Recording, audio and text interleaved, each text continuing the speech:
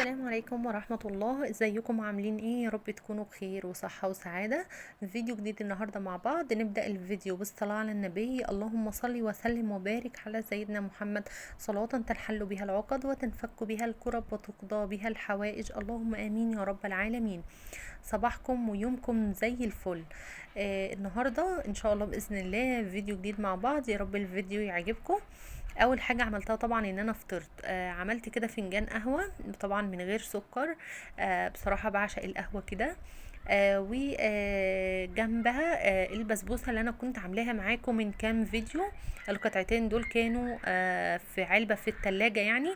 عايزه اقول لكم ان السكر بتاع البسبوسه انا بحبه الى حد ما يكون معقول، مش مسكر قوي. كانت بصراحة جميلة جدا في منتهى الجمال. اللي سألني على البسبوسة عايزاكم تعملوها بالطريقة دي هتعجبكم جدا. بس زي ما قلت لكم انا بحب سكرها معقول، فطبعا حابة تزودي السكر في الوصفة. زودي، يعني دي حاجة ترجع لك انتي. ففطرت كده الحمد لله، وكنا بدري يعني في الوقت ده كنا بدري. وبعدين بقى دخلت على المطبخ. كنت شارية طماطم. انا بقالي فترة ما عنديش طماطم خالص في الفريزر، صلصة يعني. وبصراحة بحس ان انا ما عنديش اي حاجة، يعني الطماطم بالنسبة لي في الفريزر منجزة جدا جدا. وبحس ان انا يعني بصوا عندي كل حاجة والطماطم موجودة. الطماطم اول ما بتخلص بصراحة ما عنديش انا طولة بال ان انا اقعد كده افرم طماطمتين بطماطمتين كده وقت يعني محتاجهم. فكنت مستنية بصوا بفارغ الصبر ان انا انزل واشتري طماطم. الطماطم اليومين دول يعني انتوا عارفين هي الاتنين ب25. فهي مش رخيصة بصراحة للفريزر. بس بصراحة انا كنت محتاجاها جدا. الجو حر قوي واوقات كتير بكون اصلا مشغولة. فالحاجات دي بتسهل عليا وقت كبير. فالطماطم برضو بشيلها في الفريزر. بعمل منها جزئين. جزء اللي هو الطماطم البيور اللي هي معلهاش اي اضافات خالص خالص، حتى ولا زيت ولا سمنة ولا اي حاجة. والجزء التاني بحب اعمله تسبيكة محشي. يدوب كده اطلع الكيس من الفريزر، افكه على النار، وبعدين اشوح فيه الرز، وبعدين البهارات والخضرة وكده يبقى معايا تسبيكة المحشي جاهزة. ويا سلام لو بقى ايه، يعني مثلا انت تكوني مثلا مجهزه البتنجان او الكوسه او الحاجه اللي انت هتحشيها مثلا من قبلها بيوم كده، وانت سهرانه مثلا تجهزيها، فتاني يوم يا دوب هتقفلي وجبه الغداء وكده تكوني خلصتي اصلا. فجبت كده كمية كويسة من البصل. البصل ده كان حوالي 2 كيلو وربع كده في الحدود دي يعني. فرمته بقى بالكبة اليدوية دي. عايزة اقول لكم ان هي تحفة يا بنات في منتهى الجمال. انا دايما بقطع البصل اللي هو بتاع المحشي ده على ايدي، يعني مش بحب ان انا افرمه في الكبة ابدا. بس بصراحة هي الكبة دي بتفرم مش بتعصر يعني، ما شاء الله. تحفة. عايزاكوا تجربوها في اقرب وقت تلاقوها اشتروها. جبت كده الحلة، حطيتها بالبصل على البوتاجاز، حطيت حوالي مج من الزيت، طبعا الكمية كبيرة. وحطيت معلقتين سمنة بلدي على سمنة نباتي. السمنة البلدي دي سمنة بقري. بصراحة بفضلها وبحبها جدا اكتر من السمنة اللي هي البلدي الجاموسي. سبتها بقى مع نفسها. طبعا انتوا عارفين ان البصل بقى هينزل خالص دلوقتي، هيهبط خالص معانا يعني. ما تقولوش ده الكمية كبيرة قوي، ولكن هو يعني طول ما هو البصل لسه ما قربش للنار فهو كتير، انما لما بيقرب للنار خلاص بيبدأ ان هو يخس خالص. هيبقى تقريبا اقل من نص الكمية اللي انتوا شايفينها في الحلة دي. جبت هنا بقى الهاند بلندر وبدأت ان انا اضرب الطماطم اللي انا هعملها تسبيكة. طبعا مش بتتصفى. مش بصفي الطماطم بتاع تسبيكة المحشي ابدا، انما باقي الطماطم طبعا لازم بصفيها. اولا عايزه اقول لكم الطماطم لما بتكون مسلوقه كده بالشكل ده، الطماطم اصلا بيكون اتبخر جزء كبير جدا من الميه اللي فيها.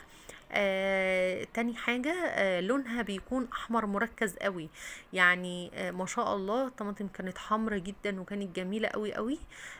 عايزاكوا دايما تفرزوا الطماطم بالطريقة دي، ان انت تجيبي الطماطم تغسليها كويس قوي قوي، وبعدين تجيبي حله ما تحطيش فيها اي ميه خالص، تبداي ان انت تحطي الطماطم فيها على نار هاديه زي الشمعه، وتسيبيها بقى مع نفسها. ممكن تفضل على البوتاجاز تقريبا ممكن ساعة الا ربع ولا حاجة.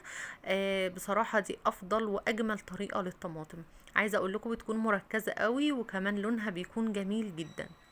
الطماطم بقى اللي هي البيور اللي هي بدون اي اضافات، نقدر نعمل منها طبعا كشري، نقدر نعمل منها مكرونة، مثلا هنعمل منها فتة هنحط عليها التوم بقى ونعمل بيها فتة.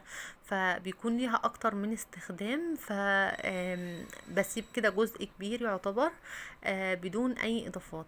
هنا كنت ضربت بقى الحلة التانية بالهاند بلندر، وجبتها بقى حطيتها في المصفى كده، وهبدأ ان انا اصفيها. بصراحة انا كنت محتاجة حاجة كبيرة، فقلت بقى هي الحلة بتاع العجان هي اللي هتاخد معايا الكمية دي، بس ما شاء الله اللهم بارك اتبقى منها كمان. فكملت بقى في البولة التانية دي. طبعا بقى انت عارفة يعني حسب عدد اسرتك انت بتستهلكي طماطم قد ايه في الوجبة الواحدة. فانا الكوباية الاستانلس دي فهي بالنسبة لي معيار، وببقى عارفة اصلا انا يعني هحتاج قد ايه وكده، فببدأ ان انا احط على قد احتياجي بالظبط مش اكتر، علشان تطلعي الكيس من الفريزر على قد الوجبة اللي انت هتعمليها، ما تهدريش خالص خالص في الطماطم. يعني مثلا ما تطلعيش الكيس من الفريزر تاخدي منه جزء، والجزء التاني بقى تهدري منه بقى تنسيه مثلا على رف التلاجة ترجعيه الفريزر تاني. فلا خلي كده مثلا يعني لو انت هتعبي في اكياس، ممكن مثلا تسيبي 10 اكياس مثلا فيهم الكمية اللي هي الكمية المظبوطة بتاع الوجبة، وممكن تحطي مثلا 5 اكياس كده فيهم نص الكمية بتاعة الكيس الكبير. برضو يعني محدش عارف، ممكن برضو تيجي مثلا في وقت تحتاجي كمية قليلة، يبقى عندك برضو يعني كل احتياجاتك موجودة عندك. هنا كان البصل بقى دبل معايا خالص. طبعا انتوا عارفين انا مش بحمر البصل، يدوب بيتشوح بس كده وينزل المية بتاعته وخلاص. ضفت بقى هنا البصل للطماطم، وهسيبها بقى ايه مع نفسها كده تتسبك بقى خالص. عبيت بقى الطماطم زي ما شفتوا، وكمان كانت التسبيكة بتاعت المحشي حطيتها تحت المروحة، وعليت المروحة يعني جامد على اعلى حاجة، وعبيتها هي كمان. الجو حر وبصراحة قلت يعني علشان اشيل الحاجة ايه يعني ما شاء الله كده جميلة زي ما هي، ريحتها مثلا ما تتغيرش او انساها او كده.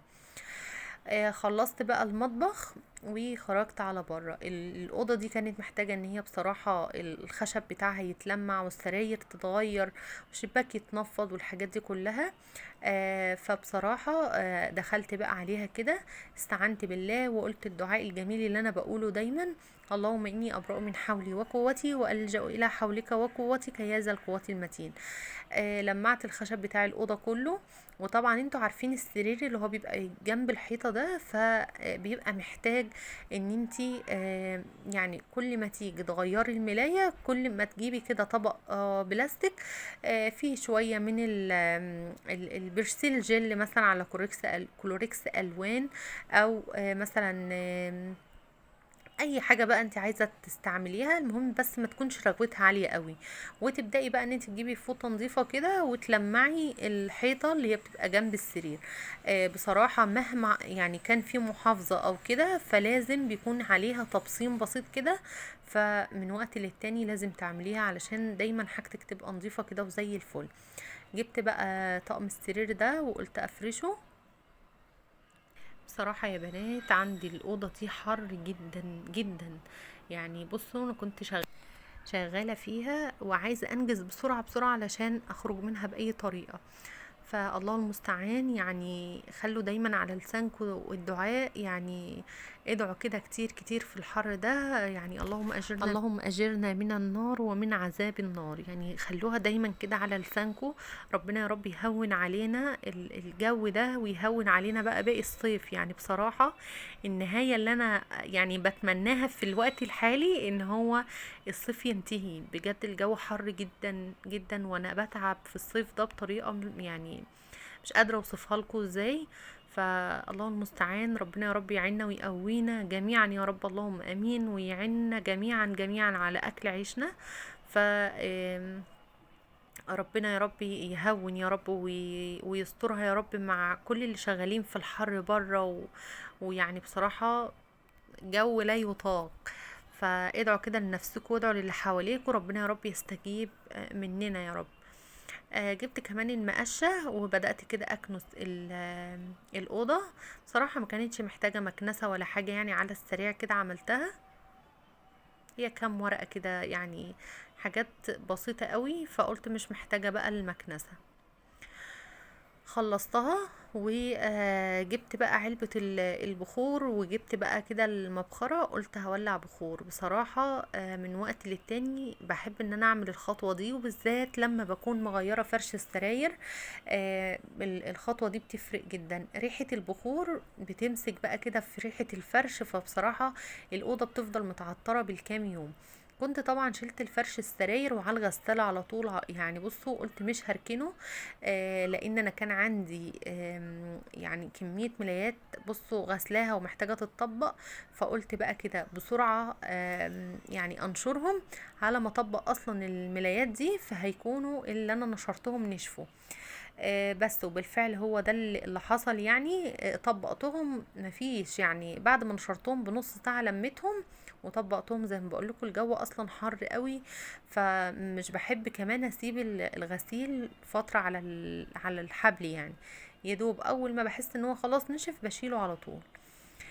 اللهم صل وسلم وبارك على سيدنا محمد. فرش السراير ده عايزه اقول لكم ان انا يعني مثلا كان عندي كذا ملاية كده غسلتهم وسبتهم بقى بقالهم يومين محتاجين ان هم يتطبقوا. زي ما بقول لكم اوقات بكون مشغوله جدا، وانا عندي يعني تطبيق الغسيل ده عقاب فكل حد فينا عنده حاجه مش بيحبها. انا تطبيق الغسيل يا جماعه، يعني بصوا عايزه حل في الموضوع ده. بزهق منه بطريقه، هتقولولي مثلا بالليل قبل ما تنامي مش عارفه ايه، يعني في وقت مثلا اكون فاضيه فيه كده. لا، الوقت اللي انا فاضيه فيه بحب ايه، اللي هو اقعد مع نفسي بقى شويه كده في شويه روقان، مش اطبق، مش هعاقب نفسي فالله المستعان. جبتهم بقى برضو بعد ما الأوضة بقى بخرتها وكانت ريحتها زي الفل.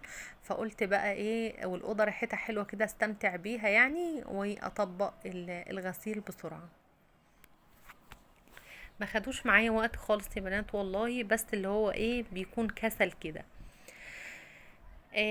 بس ده اللي انا عملته في يومي. طبعا كنا بقى اتغدينا، كنت عملت بقى مبكبكة، وكان عندي قطعتين فراخ كده في التلاجة، فقطعتهم عليها واتغدينا الحمد لله والشكر لله. بس ما صورتش لان خلاص انا لما خلصت الطماطم بقى وعبيتها وخلصت بقى البوتاجاز بعد الطماطم كان بصوا صعب. وخلصت بقى باقي الحاجة اللي انا عايزة اعملها في الشقة. وكنت برضو محتاجة اخرج، رحت رنين كده على السريع، كنت بجيب يعني حاجة كده على الماشي. بس فجبتها واتمشينا شوية ورجعت تاني على البيت. ربنا يا رب ما يحرمناش ابدا ابدا من نعمة البيت ونعمة الاسرة. اشوفكم حبايب قلبي على خير في فيديو جديد، مع السلامة.